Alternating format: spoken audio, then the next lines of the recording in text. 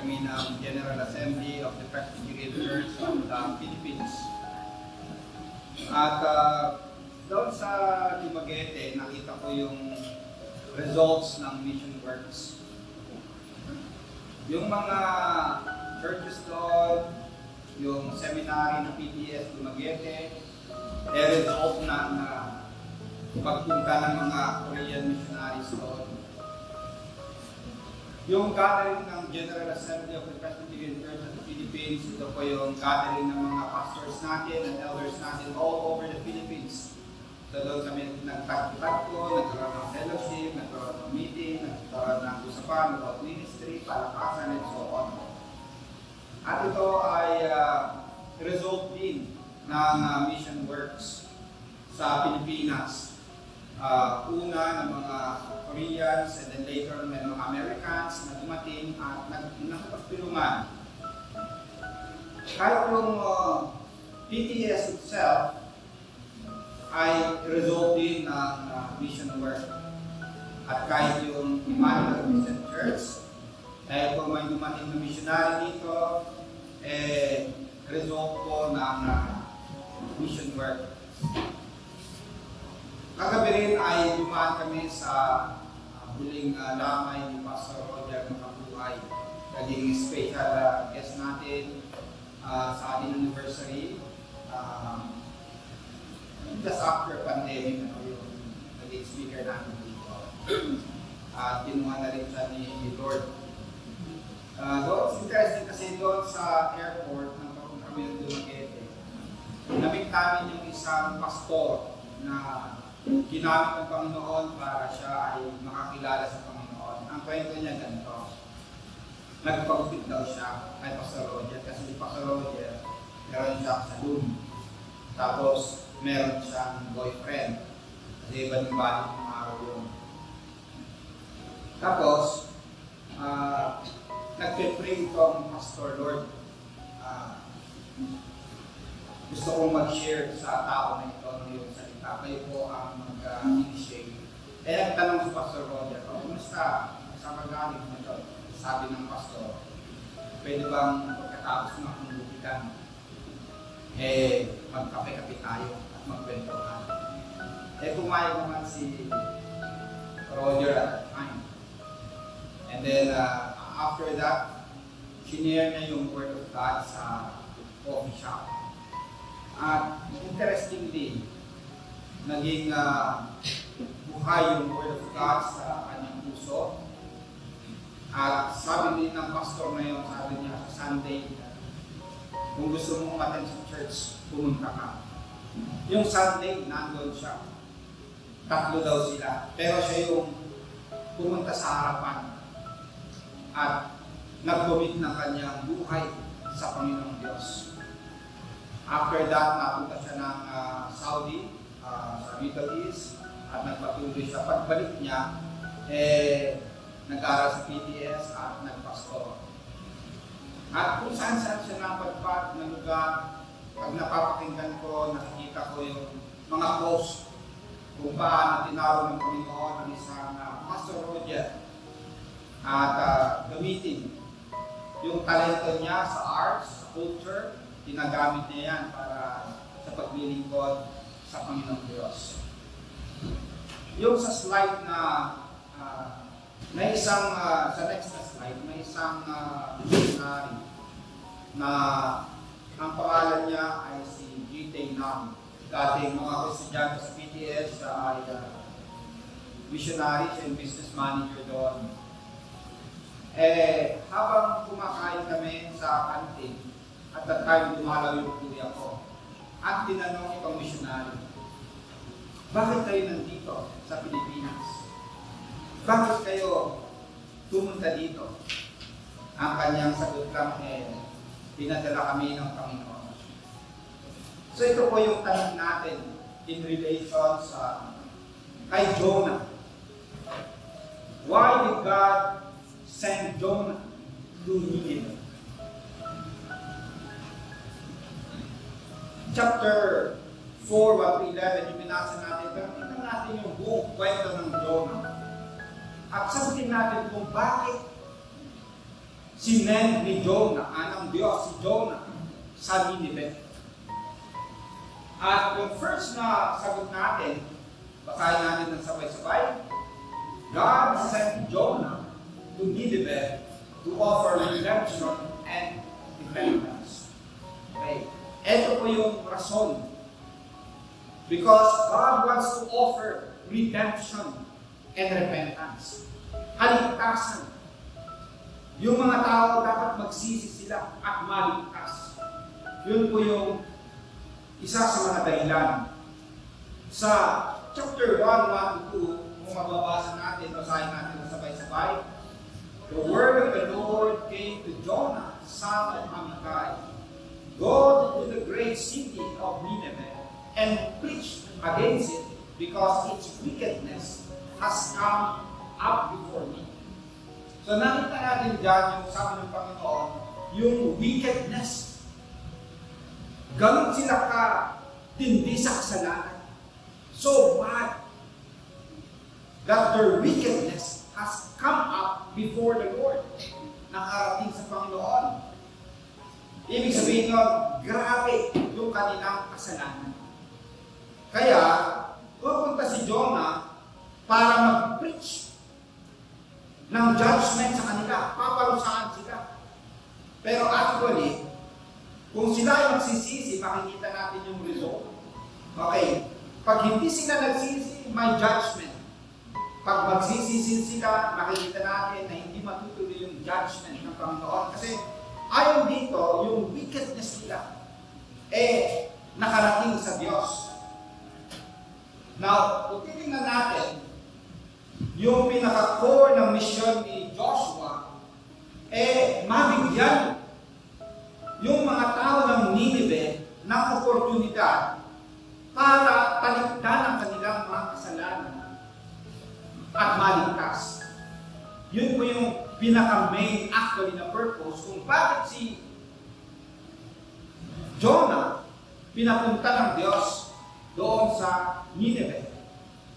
Kaso nga lang, kung titignan natin yung ginawa ni Jonah sa next na slide, yan po yung mapa.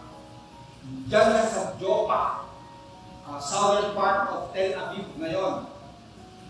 Imbis na pupunta siya ng Nineveh, which is 550 miles, doon siya dapat mangaral.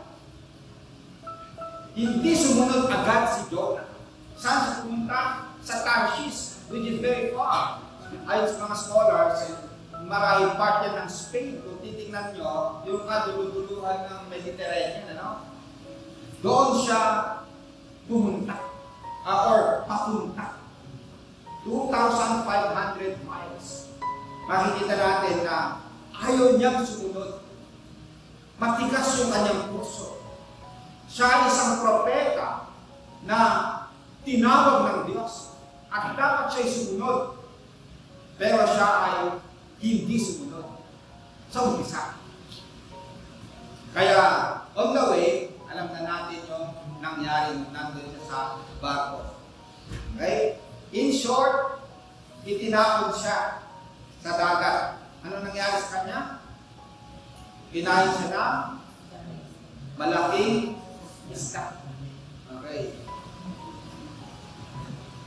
At nung nandun siya sa belly ng malaking isda, nanalangin siya sa Panginoon. Siyempre, nagsisisi siya kasi hindi siya sumunod. Okay. Okay. Ang mas makapangyarihan pa rin ay ang Panginoong Diyos. Actually, kung titignan natin dito, ang isda, inutusan ng Diyos. Okay. Kainin mo si Jonah. Sumunod. Yung wave, sumunod sila sa Diyos. Kahit yung uod, sa chapter 4, sumunod sa Diyos. Yung nature sumusunod sa Diyos. Pero ang katulad ni Jonah, hindi sumunod sa Diyos. Pero sa umpisa, kailangan pa siyang kainin ng malaking isda. Pero after that, nanalangin siya. Ang ginawa ng malaking isda, imbes na papunta ng Tarshish, nilapit siya doon, malapit na sa Nineveh, which is part of Iraq. sinuka siya ng malaking isla. At sa painting ng mga artist, ang itsura ni Jonah kalbo. Sabi nila, dahil sa sobrang asid ng tiyan ng malaking isda, naubos ng kanyang buhok. Okay, kailangan pang maubos yung kanyang buhok bago sumunod sa Panginoong Diyos. And then, nangaral siya sa Nineveh. Nung nangaral siya, ang ginawa ng mga tao, sila ay nagsisi. Kasama yung hari, sabi niya, lahat tayo magsisi. Lahat tayo mag-fasting. Talagang sila mismo na-realize nila kung gaano sila ka-wicked. Kaya parating na yung judgment. Pero meron silang hope. Sabi nila, malay natin, maawa ang Diyos, mahabag ang Diyos sa atin. So, very interesting kasi naniwala sila sa preaching ni Jonah. At sila ay nag-repent. Anong nangyari sa kanila? Sa next slide, basahin natin ng sabay-sabay. Then God saw their works, that they turned from their evil way, and God relented from the disaster that He had said He would bring upon them, and He did not do it. Okay. Dahil nag-turn away sila sa kanilang kasalanan, sa kanilang wickedness, hindi na sila naparusahan ng Panginoong Diyos. Ito yung mga tao sa Nineveh. Now, the next slide, God's purpose in sending Jonah was to extend them a lifeline, a chance to embrace repentance and experience the redemptive power of God's grace. So dito po, ang talagang purpose kung bakit sinend ni Jonah, ay sinend ng Diyos si Jonah, para mabigyan ng chance ang mga taga-Nineveh. Pwede naman na wag na lang parusahan na lang sila. May right naman ang Diyos kasi nga, sobra yung kanilang wickedness. Sabi ng Bible sa New Testament, for the wages of sin is death. Okay, meron talagang kaparusahan sa kasalanan. Pero dahil nais ng Panginoon na iligtas sila,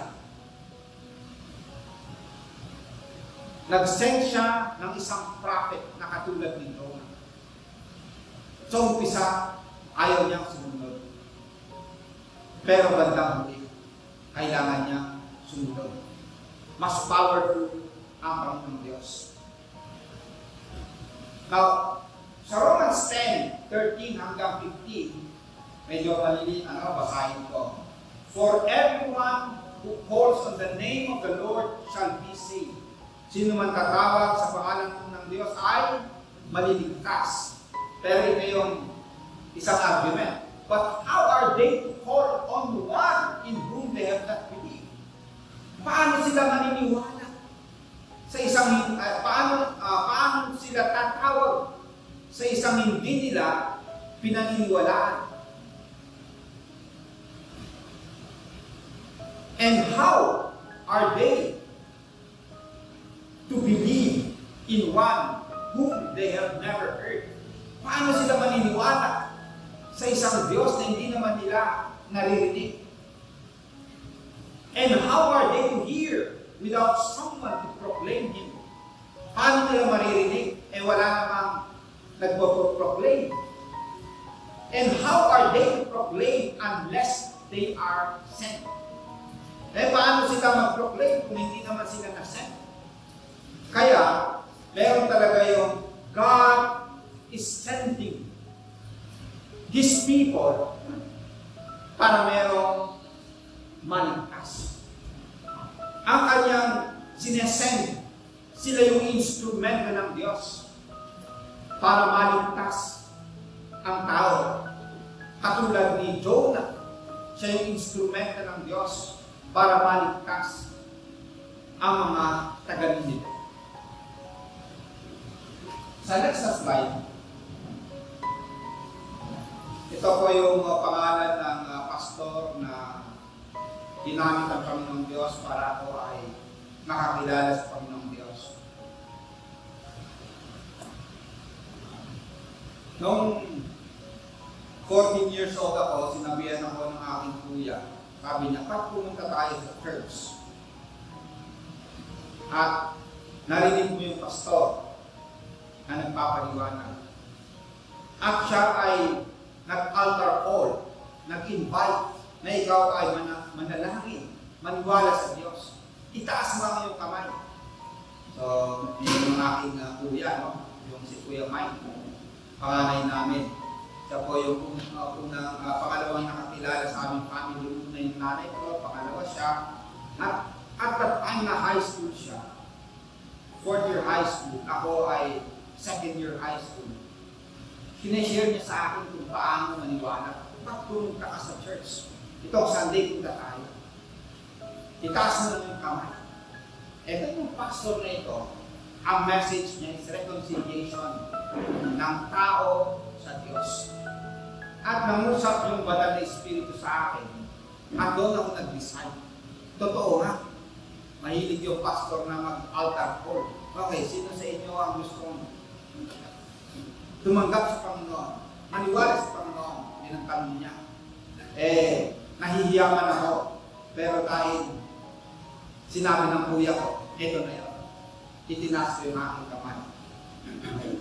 Titingin-tingin ako kung meron pang iba. Pagdingon ko, nandun yung ate ko. Wait, tumaas din. Sabi ng pastor, tumayo kayo. Hindi, siyempre, tinaas ko na eh. Kailangan kong tumayo. Okay. Susunod, okay, dito kayo. Lapit kayo. Okay, na 1, 2, 3 kami nun. Tawag nila. Sa una, taas lang naman eh. Dali lang. Maya-maya, kayo. Mamaya, pupunta na sa harapan. Pero very interesting experience that in the public, hindi ko itinahiya ang aking pananampalataya kay Jesus Christ. Dahil may isang isinuko ang Diyos na katulad ng pastor na ito para ako ay makakilala sa Panginoong Diyos. Nung nasa Indonesia ako, meron akong na-meet na Filipina-American at nagkwentuhan kami. Sabi ko, saan ka sa sabi niya sa akin, saan ka sa atin? Sabi ko, nagpapastor ako sa Cavite. Pero ang origin ko talaga is Davao Province. Eh sabi niya, meron kaming kaibigan na nag-mission doon sa Ifugao. Ang pangalan niya ay Jesse Alisco. Uy, sabi ko, yun yung pastor namin. Yun yung dahilan kung ba't ako nakakilala sa Panginoon. Nagkwentuhan kami, later on, in memory ng kanilang kaibigan na si Pastor Jesse Alisco, nagtayo sila ng scholarship sa PTS. Kaya meron silang sinusuportahan na isang nag-aaral din sa PTS. Kasi sabi nila, gusto namin suportahan ang ministry mo. At natuwa kami na may isang katulad mo na result ng kanyang ministry. Tinanong natin kanina, who am I that you are mindful of me? That you hear me when I call? Is it true that you are thinking of me? How you love me? It's amazing. Dahil po, noon pa man, nasa isip na tayo, nasa plano na tayo ng Panginoon Diyos.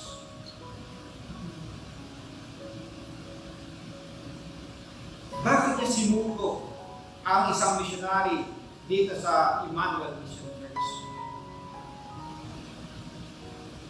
Dahil sa kanya, ang church na ito ay naitayo. Ito ang mga tao na sinusugo ng Diyos, mga katulad ni Jonah, matigas ang ulo, disobedient.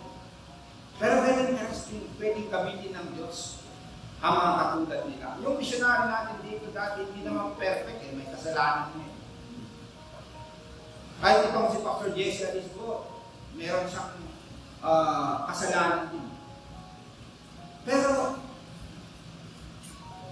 Diyos, pwede niyang gamitin ang mga katulad nila para may mga maligtas.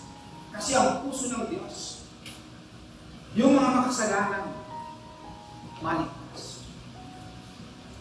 Kaya ang komanda actually ay hindi lang para kay Jonah. The next na slide.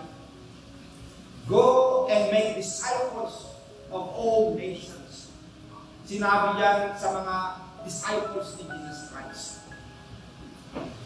At ito rin ay para sa kanilang naging disciples hanggang sa dumating sa atin at tayo naman ay mga disciples ni Jesus Christ. Tagasunod.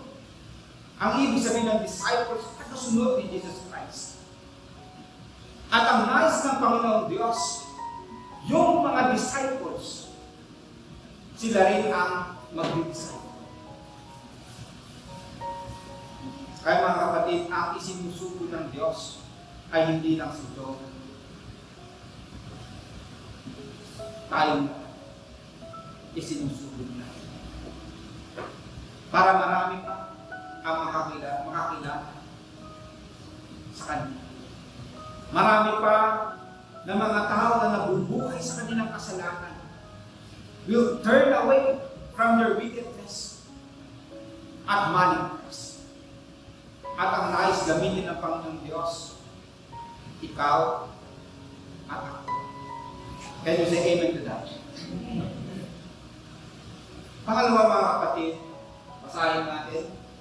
God sent Jonah to Nineveh to reveal His unlimited compassion. Okay. Ang interest ng Diyos ay hindi lang para sa kaligtasan ng tao. Gusto ng Diyos na makilala siya bilang isang mapagmahal na Diyos. Yung kung sino siya, yung karakter niya, gusto niyang ipakita sa mga taga-Nineveh kung sino siya. Sa next slide, basahin natin ng sabay-sabay. Ito yung prayer ni Jonah. Sabi niya, he prayed the Lord, isn't this what I said, Lord, when I was still at home? That is what I tried to forestall by fleeing to Tarshish. I knew that you are a gracious and compassionate God, slow to anger and abounding in love, a God who relents from sending calamity. Sinabi ito ni Jonah. Ibig sabihin nun, alam na niya ang kanyang theology. Alam niya ang kanyang doktrina that God is a gracious and compassionate God, slow to anger and abounding in love, a God who relents from sending calamity. Alam niya na mapagmahal ang Diyos. Pero bakit ayaw niyang sumunod? Galit po siya sa mga taga-Nineveh. Galit siya kasi yun yung center ng empire, powerful empire at that time, na kalaban ng kanyang bayang Israel. Kumbaga sa ngayon halimbawa, yung taga-Gaza, halimbawa may taga-Gaza na Christian.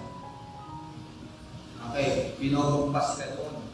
Sabi ng Diyos sa Christian na yun, pumunta ka sa Israel at mangarap ka doon. Siyempre, ayaw niya kasi sabi niya, kalaban namin yan, binobomba kami. Or, halimbawa, yung taga-Israel naman, isang Christian, Messianic Jew, pumunta ka sa Palestine, pumunta ka doon sa Gaza. Mag-preach ka doon. Siyempre, ang puso niya ayaw niya kasi kalaban nila yun. Ganun po yun si Jonah. Ayaw niya kasi gusto niya na pamustahan ng Diyos yung taga-Nineveh. Galit siya sa kanila. Yan po yung nature ng tao. At alam ni Jonah kung sino ang Diyos. Contrast sa kanya. Si Jonah, wala siyang compassion. Ang Diyos, meron siyang compassion. Kahit sa kalaban ng Israel, meron pinapakilala ang Diyos kung sino siya as a loving and compassionate God. Next slide.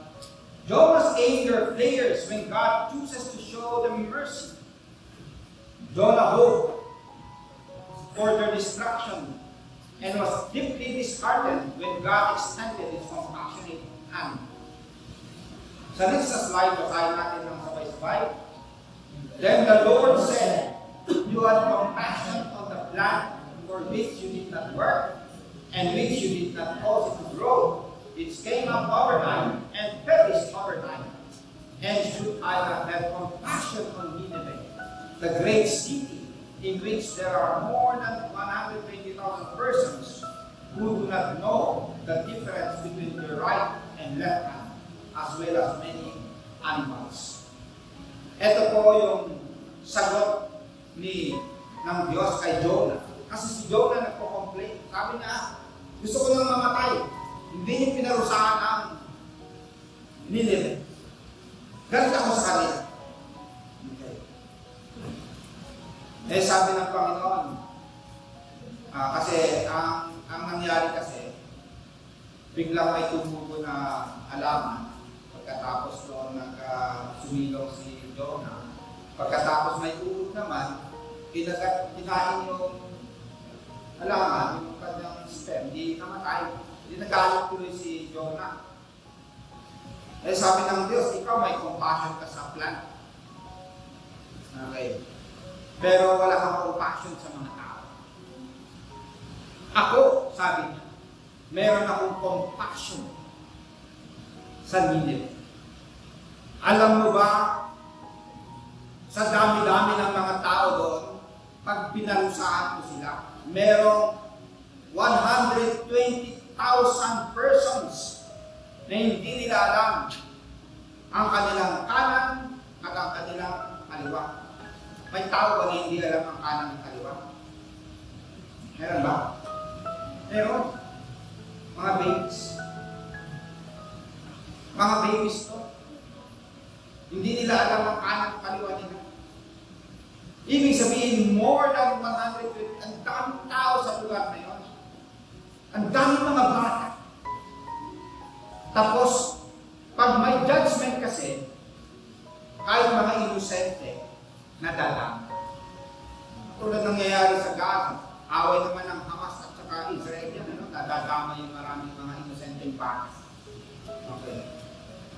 Dito, pag pinarusahan ng Diyos yung Nineveh, kahit mga inosente, mga bata, okay? Kasama sila. Kaya sabi ng Diyos, meron akong compassion. Meron akong kapal. Makikita natin dito na pinapakilala ng Diyos kung sino siya. Isa siyang Diyos na mapagmahal. Isa siyang Diyos. Hindi lang minamahal yung Israel, minamahal niya rin yung ibang bansa. Alaban man ng Israel at that time. So hindi lang po Israel ang kanyang mahal. Mahal niya ang mga tao sa iba't ibang bansa. The next slide, God sent Jonah not only to offer a chance for repentance, but to lay bare His unfaltering love and boundless compassion for humanity. This act shows us that God's compassion knows no limits. His mercy transcends human understanding. Ito po, next na slide. Kikita natin, ito yung balita sa Gaza, no? Israel has war. Mga bata, kabilang sa mga Palestinong na-trap sa mga debris dahil sa Israeli airstrikes. Diba? Nakakaaway mga katulad nila. Mga nadadamay sa giyera. Ito ay isang picture ng pain and suffering ng mga bata. At alam ko, ang Panginoon meron din compassion sa mga katulad nila. Kaya, ang duty natin pag-pray natin. Pag-pray natin na mailigtas sila ng Panginoong Diyos. Ipinakilala sa Book of Jonah kung sino ang Diyos. Isa siyang mapagmahal, compassionate na Diyos. Hindi ko alam kung naranasan ninyo ang pagmamahal, ang compassion ng Diyos. Pero sigurado ako, in one way or another, naranasan natin ang kanyang pagmamahal. Can you say amen? Amen. Ito yung sa next na slide. Sa New Testament, yung very famous na verse, "For God so loved the world, that He gave His one and only Son, that whoever believes in Him shall not perish, but have eternal life." Kung sa Old Testament, pinakilala ng Diyos kung sino siya, lalo na nasa New Testament. Hindi lang si Jonah ang kanyang isinugo. Kanyang isinugo si Yesu Kristo na kanyang bugtong na anak. Hindi lang para siya ay mangaral. Ang ginawa ni Jesus, namatay siya sa krus ng Kalbaryo. Yun yung sukulang pagpapakita ng Diyos ng kanyang pagmamahal sa atin. Hallelujah! Meron tayong Diyos na mapagmahal. Kinaya niyang ibinigay ang kanyang bugtong na anak para tayo ay mapatawad, tayo ay maligtas. Maganda yung inawit natin kanina, yung tatagpuan. Ang harap ko lang ay mamalagi sa presensya mo. Walatiin ang pangalan mo. Hangad ko lang ay mamalagi sa presensya mo. Natagpuan, ako'y dinako ng pag-ibig mo. Natagpuan ang iyong pag-ibig na dakila. Doon sa krus, ako'y iyong pinalayan. Sa puso at damdamin, ika'y mananatili. Walang hanggan ang alay mong pag-ibig. Ibig sabihin hanggang ngayon, mahal tayo ng Panginoon Diyos. Jesus, ako'y aawit nang walang hanggang pagpupuri. Ang puso ko'y sa iyo iaalay. Pwede ba natin sabihin talaga yun? Naiaalay natin ang ating puso ay Krisman sa kanyang ginawa. Natagpuan ng iyong pag-ibig na dakila. Doon sa krus ako'y pinalaya. Praise the Lord. Awitin natin yan mamaya. Next slide. God's love has been poured into our hearts through the Holy Spirit who has been given to us. Meron akong naging guest na Korean missionary na naging kaibigan ko sa Korea. Tapos, nung ako ay nasa Valenzuela at ay nag-preach. At ang prayer niya ganito, Lord, ibuhos po ninyo ang iyong pag-ibig sa aming puso. Nung mabasa ko ito, Romans 5, nabuhos na pala. God's love has been poured into our hearts through the Holy Spirit who has been given to us. Kasi kung nasa atin yung Holy Spirit, di ba yung kasama sa fruit of the Holy Spirit is love, joy, peace, patience. So, yun. Kasama pala yung love. Kasama pa itong compassion na ibinuhos ng Panginoon sa ating puso. At dahil doon, nais niyang gamitin tayo para marami pa ang makakaranas ng kanyang pagmamahal.